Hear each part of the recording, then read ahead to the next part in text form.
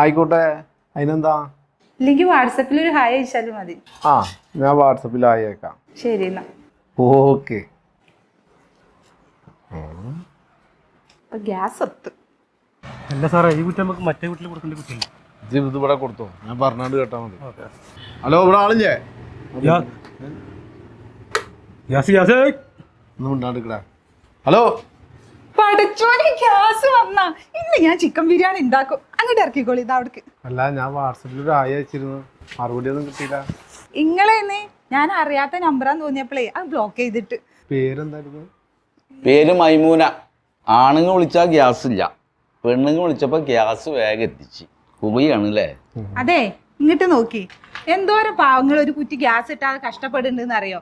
നിങ്ങൾക്ക് പഞ്ചാര അടിച്ചാൽ മാത്രം നിങ്ങൾ ഗ്യാസ് തരുള്ളേ. എൻ്റെ ഇക്ക വിളിച്ച്, എൻ്റെ അമ്മായിമ്മ വിളിച്ച്, നിങ്ങൾ ഗ്യാസ് ഒന്നുമില്ലല്ലോ. ഉണ്ട് പഞ്ചാര വർത്താനം നന്നപ്പണ്ട് ഗ്യാസും കിട്ടി.